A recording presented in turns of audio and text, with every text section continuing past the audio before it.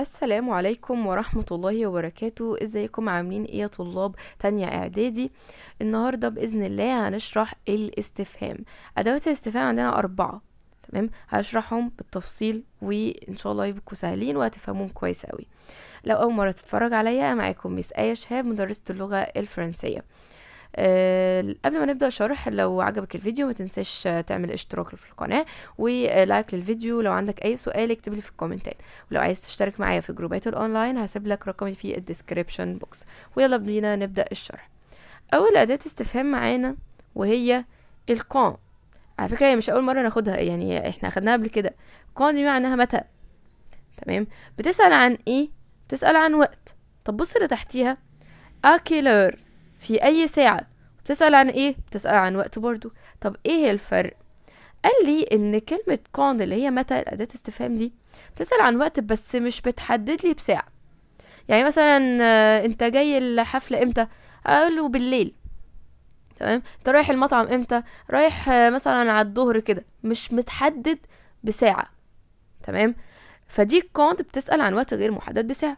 لكن اكيلور ده للسؤال عن وقت بس متحدد لي بالساعة.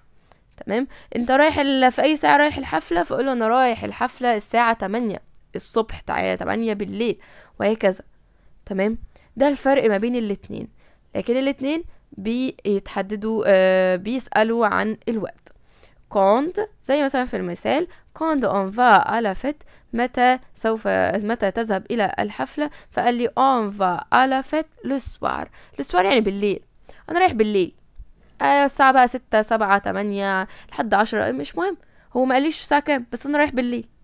تمام، نيجي بعد كده للي بعدها، اكيلور. اكيلور ايه لافت، في اي ساعة تكون الحفلة؟ فقال لي لافت ايه الحفلة تكون اويتور دو سوار، الساعة 8 بالليل. بتحدد لي بساعة بالظبط. انا رونديفو اكيلور، في اي ساعة يكون الرونديفو ده؟ يعني ميعاد. بيقول لي انا رونديفو، الميعاد بيكون اسيتور دو سوار، الساعة 7 بالليل. دي كده الاتنين دول، وان شاء الله ما يبقاش فيهم اي مشاكل، كوند واكيلور. تمام، نيجي بعد كده لأداة الاستفهام التالتة وهي بوركوا. بوركوا معناها لماذا. بوركوا معناها ايه؟ لماذا. للسؤال عن ايه اكيد بتسأل عن السبب، زي في الانجليزي كده زي واي. تمام، طب تعالى نقول اول مثال كده. بوركوا فاتو à la pâtisserie. باتيسري دي من سنة اولى، اللي هو محل الحلويات. لماذا تذهب الى الباتيسري؟ تمام، قال لي بقى لما باجي اجاوب، بجاوب يا اما بارسكو او كار، زي بيكوز كده. بارسكو وكار معناهم لان. تمام، وبيجي بعدهم ايه؟ بيجي بعدهم جملة كاملة، يعني فاعل وفعل ومفعول. او ممكن اجاوب بور، لكي، وبيجي بعدها الفعل في المصدر. الحتتين دول مهمين قوي عشان اجاوب على بوركوا، يا اما بارسكو او كار، بس لازم في شرط، لازم احط جملة كاملة بعدهم. اما بور بيجي بعدهم الفعل في المصدر. تعالوا نشوف كده الامثله. جو في على باتيسري، انا اذهب الى الباتيسري بارسكو، لان جو ادي فاعل، فو اشتري عايز اشتري، ان جاتو ودي المفعول، عايز اشتري جاتو. جو في على باتيسري كار، جو في اشتري ان كادو، فاعل فعل مفعول، جمله كامله. اما المثال اللي هنا، جو في على باتيسري، انا اذهب الى الباتيسري بور اشتري، حط فيرب في المصدر على طول، ان جاتو عشان اشتري جاتو. تمام، ادي تالت اداة استفهام. رابع اداة استفهام واخر واحدة، اكي. كي لوحدها معناها من، بتسأل عن الفاعل. دي بتسأل عن الايه؟ الفاعل. اما اكي دي معناها الى من، ودي بتسأل عن مفعول عاقل، مفعول ولازم يكون عاقل. تمام، مسبوق بحرف الجر اه. زي مثلا اكي tu offres ce cadeau، الى من ستقدم الهدية دي؟ جو افر انا بقدم الهدية ما مير، هو ده مفعول مبدوء بايه؟ بحرف الجر ومفعول عاقل، مامتي. تمام، تعالوا بقى نحل على الاسئلة دول. نحل على ادوات الاستفهام دي. اول سؤال، فوني فو دو باري، ياتي الى باريس. حضرتك هتيجي باريس.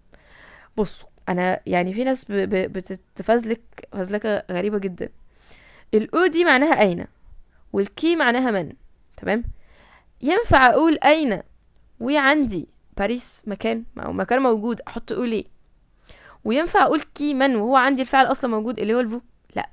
يبقى الاو والكي لازم اول ما اشوفهم اعرف هو في المكان موجود ولا لا. لو موجود يبقى خلاص مينفعش. والكي هل الفعل موجود ولا لا. تمام. يبقى مفيش غير مين اللي هتنفع؟ كون. متى؟ امتى هتيجي باريس؟ رقم 2. vas-tu à la boutique de souvenirs؟ تذهب الى البوتيك دو سوفينير اللي هو محل الهدايا. يبقى اقول ايه؟ لماذا تذهب الى محل الهدايا؟ رقم 3. sans ces desk يكون الاسطوانة دي الى من؟ هي دي الوحيدة اللي تنفع. الى من؟ رقم 4. vas-tu au café؟ تذهب الى الكافيه. المفروض اقول ايه؟ اكيد مش اين ولا الكي. ليه؟ لان المكان موجود والفاعل موجود. يبقى مين؟ pourquoi. لماذا تذهب الى الكافيه؟ رقم 5. écoute تسمع tu de la musique؟ تسمع موسيقى. المفروض اقول ايه؟ امتى بتسمع الموسيقى؟ متى؟ ليه مش الكي؟ ليه مين بيسمع؟ ما انت اهو، انت موجود. رقم 6. les enfants الاطفال offrent ce cadeau؟ الاطفال بيقدموا الهدايا. يبقى اقول مين؟ الى من يقدموا الهدايا دي؟ الاطفال بتقدم الهدايا لمين؟ رقم 7. tu ne bois pas de coca؟ انت ما بتشربش كاكولا. يبقى المفروض ايه؟ لماذا انت لا تشرب الكوكا كولا؟ رقم 8. ايه ton anniversaire؟ عيد ميلادك. يكون عيد ميلادك امتى؟ يكون عيد ميلادك. رقم 9.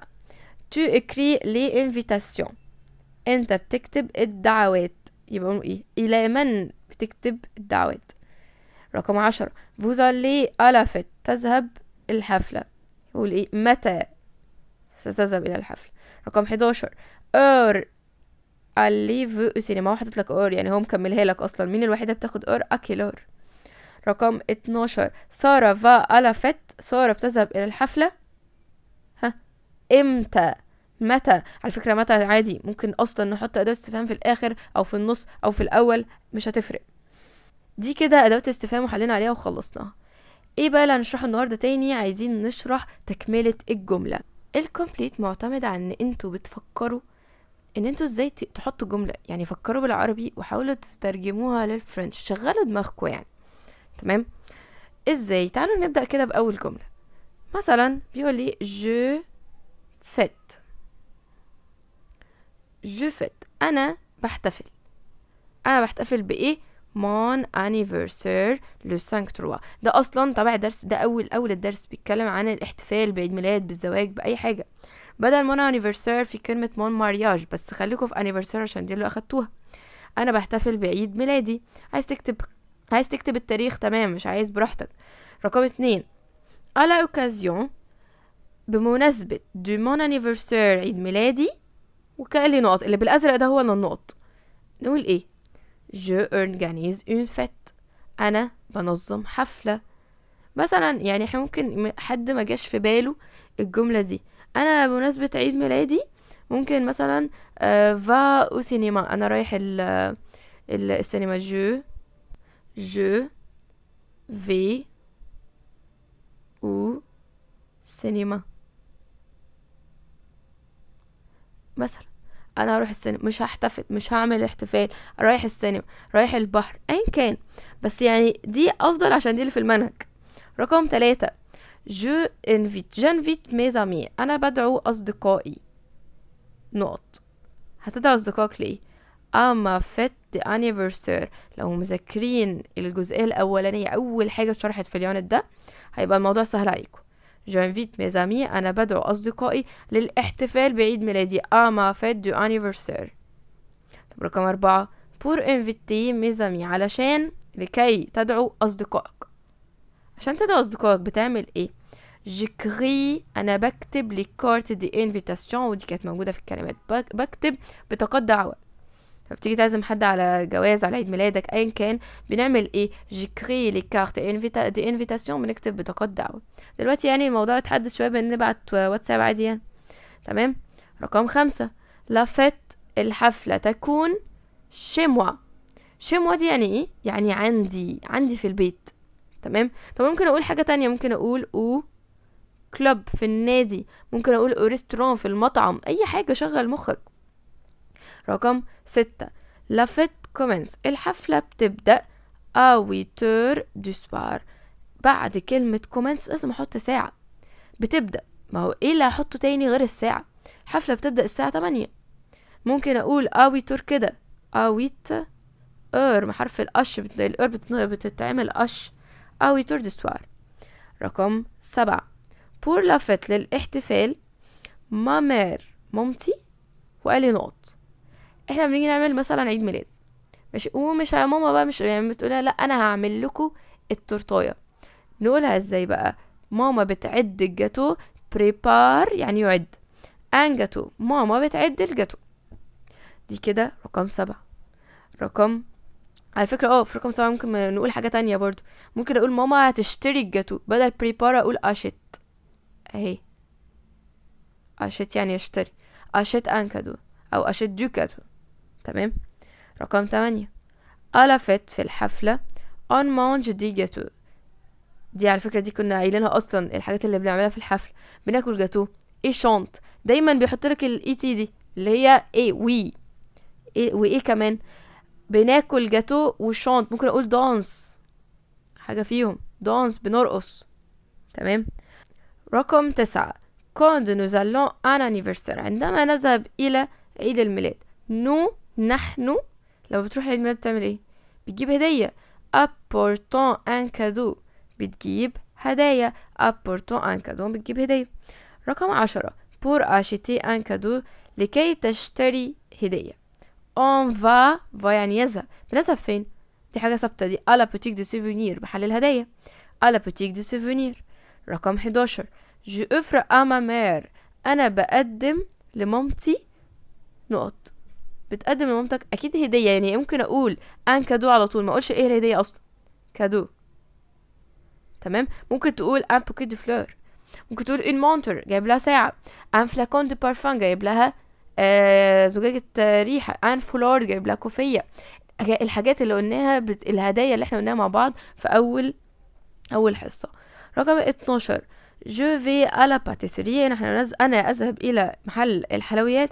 بور لكي ايه؟ بور اشيتي دي كادو، اكيد هتشتري من الباتيسيري دي كادو. رقم على فكره بدل كادو ممكن نقول بونبون، بونبون عادي، اي بقى حلويات، شوكولا. رقم 13 ما بواسون بريفير، مشروبي المفضل، سي انه لو كوكا كولا. ممكن نقول حاجه تانية، ان جوس دو اورانج، عصير المفضل هو البرتقال. اي حاجه بقى، ممكن اقول الان كافيه او لو كافيه اهي. بس عشان نبقى عارفين verb preferé بياخد ادوات معرفه، يعني بدل الان دي كانت لو. دي حاجه مهمه قوي لازم تبقوا عارفينها. وبكده كنا نكون خلصنا الكومبليت. اتمنى يكون بقى سهل وتحاولوا تحلوا الاسئله اللي عليه. وكده نكون خلصنا. لو عجبك الفيديو متنساش تعمل اشتراك للقناه ولايك للفيديو، ولو عايز تشترك معايا في جروبات الاونلاين هسيب لك رقمي في الديسكريبشن بوكس، واشوفكم في فيديو جديد. au revoir.